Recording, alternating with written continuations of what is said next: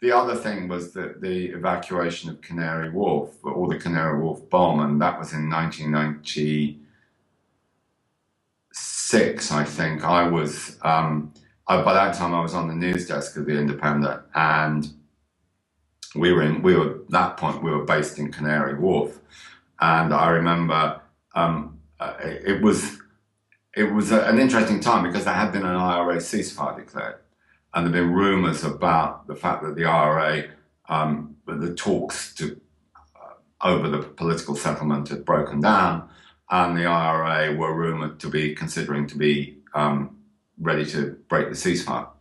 And we kind of heard rumours in London, and the political editor at the time, Don McIntyre, who I mentioned earlier, had come to us from the Times many years previously.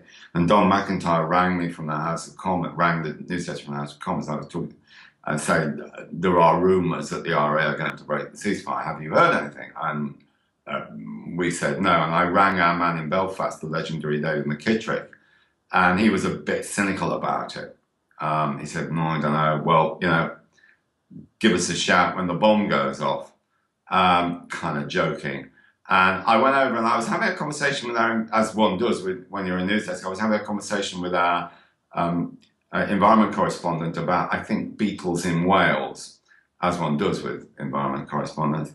And I was sitting on a chair talking to him next to him. And it was kind of, as this was, I say, it was about 5 o'clock on Friday evening. We were getting sorted for the weekend paper. And suddenly there was this massive explosion, or this massive kind of noise. And I just found myself on the floor because the shockwave had gone through the building. And we were on the 18th floor of the Canary Wharf tower block. We all rushed across to the windows, and you could see on the other side of this dock, this massive mushroom cloud of smoke going up. And we knew exactly what had happened. And we tried to carry on working for a little while. But then we were evacuated. The whole building was evacuated, and we had to walk down 18 flights of stairs. When some years later, you saw the images of the people walking down the stairs when the Twin Towers collapsed, I kind of knew how they felt, because you didn't know if that building was going to go up next.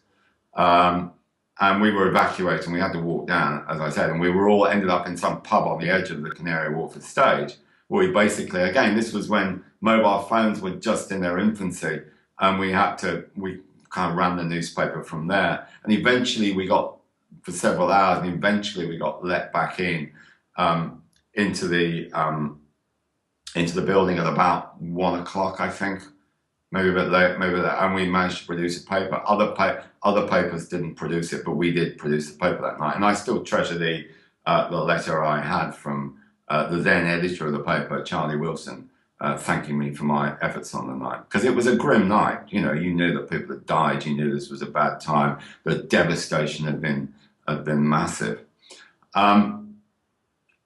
So unfortunately, most of my memories relate to kind of terrorism and bombings